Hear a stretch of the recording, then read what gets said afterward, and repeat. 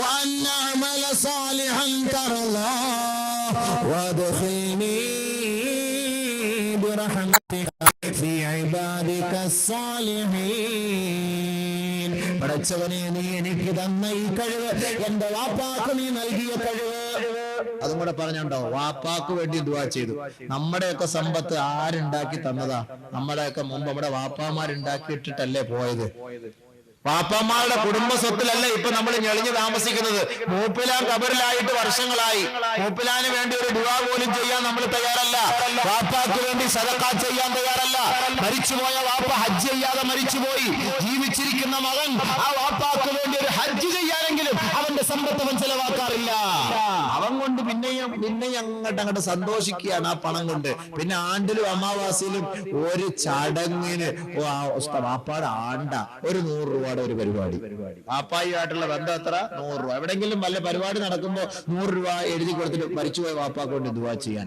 വാപ്പ ഇവനെ വളർത്തിയെടുത്തത് 100 രൂപയായിട്ടാണ്. എത്ര ലക്ഷം രൂപ ചെലവ് ചെയ്തിട്ടാണ് ഒരു മകനെ വളർത്തിയെടുത്ത് പഠിപ്പിച്ച് വലുതാക്കി എല്ലാ നിലയ്ക്കും അവനെ യോഗ്യനാക്കി മാറ്റിയ വാപ്പ മരിച്ചുപോയി. ആ വാപ്പാടെ ഖബറിലേക്ക് ഇവനൊരു സദഖ ചെയ്യില്ല, ഇവനൊരു ദുആ ചെയ്യാൻ അവന് സമയമില്ല. അവന് സമ്പത്ത് അല്ലാഹു തആല കൊടുത്തവന്റെ വാപ്പായിൽ നിന്നാണ്. വാപ്പാക്ക് കൊടുത്ത കഴിവിലൂടെയാണ് അല്ലാഹു നിനക്ക് കഴിവ് തന്നത്. അതുകൊണ്ട് നീ ദുആ ചെയ്യുമ്പോൾ നിന്റെ കഴിവും നിനക്ക് നിന്റെ വാപ്പാക്ക് അല്ലാഹു നൽകിയ അനുഗ്രഹവും ചേർത്ത് നീ ദുആ ചെയ്യണം. പടച്ചവനെ, ബഹുമാനപ്പെട്ട സുലൈമാൻ നബി ദുആ ചെയ്തതുപോലെ ദാവൂദ് നബിക്ക് അല്ലാഹു തആല ഇരുമ്പിനെ മെഴുകാക്കി കൊടുത്തു.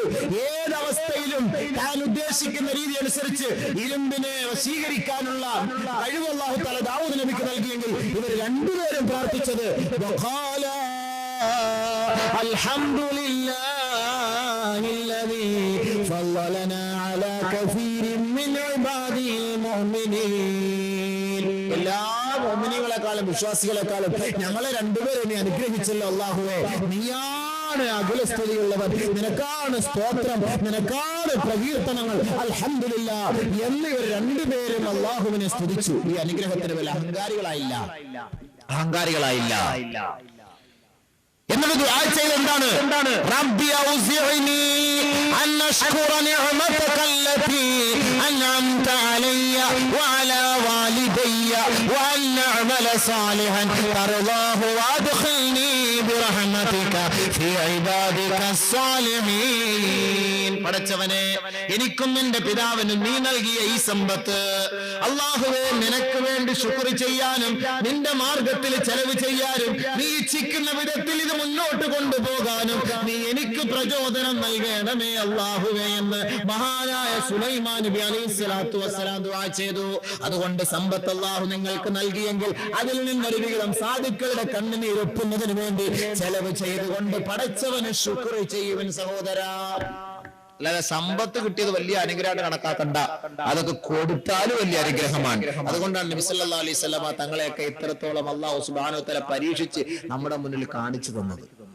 അല്ലാതെ നബി തങ്ങൾക്ക് തിന്നാനും കുടിക്കാനും ഒന്നും അല്ലാഹുക്ക് കൊടുക്കാൻ കഴിവില്ലാത്തത് കൊണ്ടല്ല.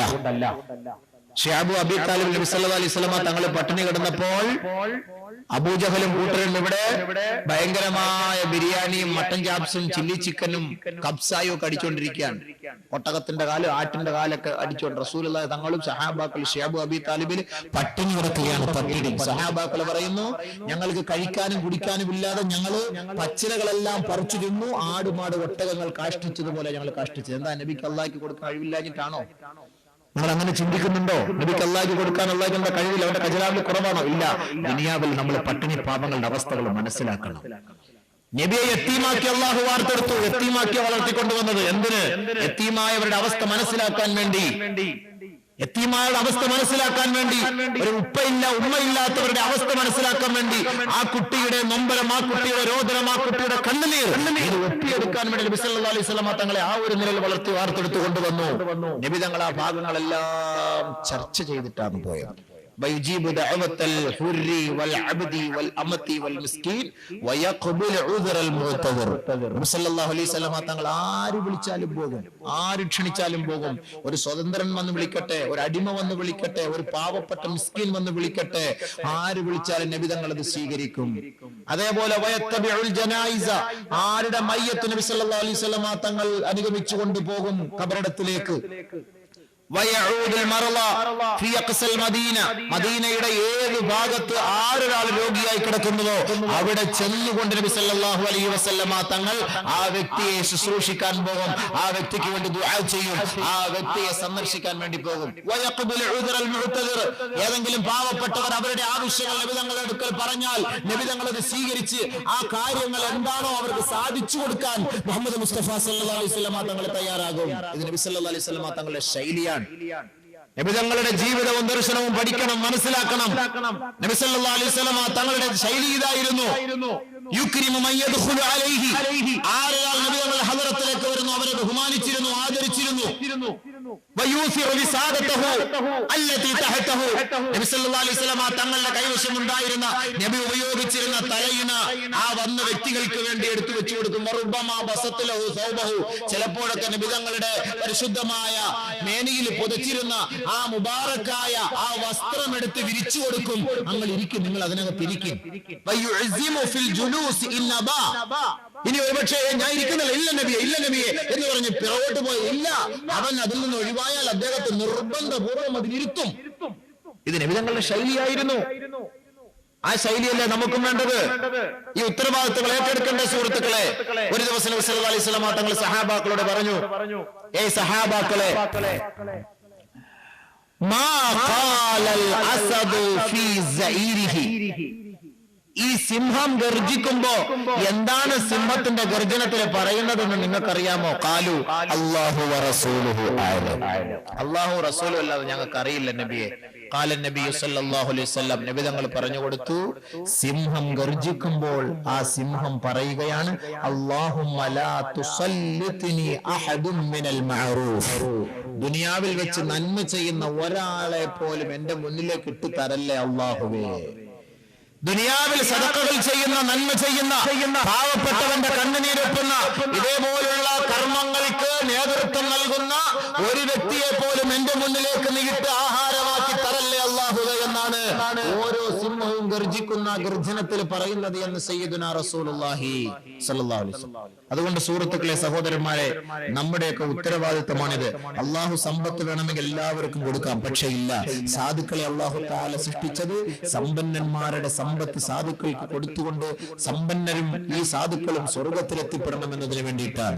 നബിതങ്ങൾക്ക് അള്ളാഹു തആല വേണമെങ്കിൽ ഇഷ്ടമുള്ള സ്വർണവും ഇഷ്ടമുള്ള സമ്പത്തും കൊടുക്കാമായിരുന്നു. നബിതങ്ങളുടെ വഫാത്തിന്റെ വേളയിൽ ആയിഷ റളിയല്ലാഹു തആല അൻഹായെ പിടിച്ചിട്ട് പറഞ്ഞു, ആയിഷ റളിയല്ലാഹുവിന്റെ കയ്യിൽ നോക്കിയപ്പോൾ ഒരു ചെറിയ വള, ആയിഷ, ആലി മുഹമ്മദിന് ഇത് വേണ്ട, മുഹമ്മദിന്റെ കുടുംബത്തിന് ഇത് വേണ്ട, ഞാൻ മരിക്കുന്ന വഫാത്താകുന്ന സമയത്ത് ഒരു തരി സ്വർണം പോലും നമ്മുടെ വീട്ടിൽ വേണ്ട, കൊടുക്ക്, സാധുക്കൾക്ക് കൊടുക്ക് ആയിഷ. ആയിഷ റളിയല്ലാഹു തആല എന്നെ വിളിച്ചിട്ട് പറഞ്ഞതാണ് നബി സല്ലല്ലാഹു അലൈഹി വസല്ലം തങ്ങൾ. നബിതങ്ങൾക്ക് കൊടുക്കാനില്ലാഞ്ഞിട്ടല്ല, നബിതങ്ങളെ അല്ലാഹു തആല പട്ടിണി കിടക്കാൻ വേണ്ടിയിട്ടല്ല, നമുക്കൊക്കെ ഒരു പ്രചോദനത്തിന് വേണ്ടിയാണ്. അതുകൊണ്ടാണ് നമ്മൾ ഈ മാതൃകകൾ സ്വീകരിക്കുന്നത്. ഓരോ മഹല്ലുകളും ഇതേപോലെ ഉണർന്ന് പ്രവർത്തിച്ചാൽ ഇൻഷാ അല്ലാഹ് ഭാവി കാലങ്ങളിലെങ്കിലും ഇതേപോലെ ആത്മഹത്യകൾ ഉണ്ടാവില്ല, സ്ത്രീധന പീഡന കേസുകളും സ്ത്രീധന പീഡന മരണങ്ങളും ഉണ്ടാവുകയില്ല. ഓരോ പള്ളിയുടെ മിമ്പറുകളിലും മിനാരങ്ങളിലും പള്ളിയുടെ മുറ്റങ്ങളിലും കുട്ടികളെയും, എത്രയോ വളർന്ന പെൺകുട്ടികളും ഔറത്തുകൾ പോലും മറക്കാതെ പത്രവുമായി പേപ്പറുമായി ഓരോ പള്ളിയുടെ ലെറ്റർ പേഡുമായി പള്ളികൾ തോറും അന്യപുരുഷന്മാരുടെ മുന്നിൽ യാചിക്കുന്ന ഒരവസ്ഥ വിശേഷം ഉണ്ടാവുകയില്ല. നിങ്ങളുടെ സമ്പത്തിൽ നിന്നുള്ള വിഹിതം അവർക്ക് കൊടുത്ത് നിങ്ങൾ ആ ഒരു ഹക്ക് പൂർത്തിയാക്കിയിരുന്നുവെങ്കിൽ. അതുകൊണ്ട് നമ്മുടെ ഉത്തരവാദിത്തമാണ് സുഹൃത്തുക്കളെ. ഒരു മാതൃകാ ജമാഅത്തായി ഈ വെളുത്തമണൽ മാറിയിരിക്കുകയാണ്. ബഹുമാനമുള്ള സഹോദരങ്ങളെ, ഇനിയുള്ളവർ 3 പേരെ അൽഹംദുലില്ലാഹ് വളരെ സന്തോഷകരമായ നിലയിൽ നല്ല പന്തലും അലങ്കാരവും എല്ലാ നിലയ്ക്കും ഖൈറുകളൊക്കെ അൽഹംദുലില്ലാഹ് നിങ്ങൾ ഈ ഒരു പരിപാടിയോട് സഹകരിച്ചു എന്നതിന്റെ തെളിവുകളാണ് ഇതൊക്കെ കാണുന്നത്. ഒരു സമ്പന്നൻ അവരുടെ അദ്ദേഹത്തിന്റെ മകളെ വിവാഹം കഴിക്കുമ്പോൾ എത്രത്തോളമൊക്കെ പന്തലും നല്ല പൂമാലകളും ഒക്കെ ഇട്ടുകൊണ്ട് സന്തോഷത്തോടു കൂടി കെട്ടിച്ചയക്കും, അതേപോലുള്ള സന്തോഷമായിരിക്കുന്നു ഇവിടുത്തെ ഈ കല്യാണം. ഇതൊക്കെ കണ്ടപ്പോൾ അങ്ങനെ തോന്നുന്നു. എന്തുമാകട്ടെ, അൽഹംദുലില്ലാഹ് സന്തോഷത്തിന്റെ ഒരു തിരമാല തന്നെയാണിത്. അല്ലാഹു തആല